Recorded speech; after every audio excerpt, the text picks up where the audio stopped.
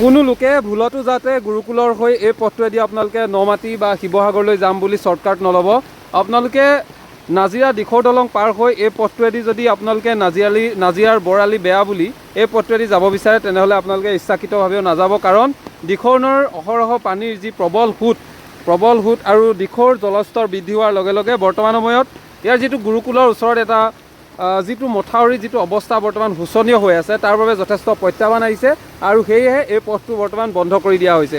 সেয়েহে কোনো লোকে ভুলবশতঃ যাতে এই পথটোত আহি এইফালে আপোনালোকে টাৰ্ণ নলয় তাৰ বাবে আপোনালোকক আমি সজাগ কৰি দিছোঁ। আৰু ইতিমধ্যে পুলিচ প্ৰশাসনৰ লোক ইয়াত ৰৈছে আৰু ইয়াত কোনো লোকে যাতে বৰালিৰ অৱস্থা বেয়া কাৰণে আপোনালোকে এই পথটোৱেদি শ্বৰ্টকাট ল'বলৈ ইচ্ছা প্ৰকাশ নকৰিব। যদিহে আপোনালোকে যায় তেনেহ'লে এই পথটোত যিহেতু দিখৌনৰ প্ৰবল সোঁত আহিছে তাৰ ফলত এতিয়া ভয়ংকৰ প্ৰত্যাহ্বান আহিছে, সেয়েহে এই পথটোৱেদি নাযাবৰ কাৰণে সকলোকে আহ্বান জনোৱা পৰিলক্ষিত হৈছে। আৰু ইয়াৰ বাবে আপোনালোকক সজাগ কৰিবৰ কাৰণে মই ভিডিঅ'টো আপোনালোকৰ বাবে আগবঢ়াইছোঁ।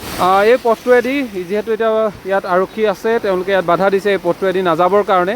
সেয়েহে বৰালি পথৰ অৱস্থা বেয়া বুলি আপোনালোকে এই পথটোৱেদি শ্বৰ্টকাট নল'ব। যদি শ্বৰ্টকাট লয় বিপদৰ সন্মুখীন আছে, কাৰণ এই মথাউৰিটোৰ এটা পথ, এই পথটোৱেদি সঘনাই গাড়ীবোৰ যোৱাৰ ফলত মথাউৰিটো দুৰ্বল হৈ পৰিছে। আৰু ইয়াত যিহেতু এতিয়া দিখৌনৰ পানী প্ৰবল সোঁত বৈছে, জলস্তৰ বৃদ্ধি পাইছে, তেনেস্থলত এই পথেদি কোনো লোক যাতে নাযায় তাৰ বাবে বাৰম্বাৰ অনুৰোধ জনাইছে। আৰু সেয়ে আমিও এই ভিডিঅ'ৰ যোগেদি আপোনালোকক সজাগ কৰিবৰ কাৰণে আহ্বান জনাইছোঁ। ধন্যবাদ।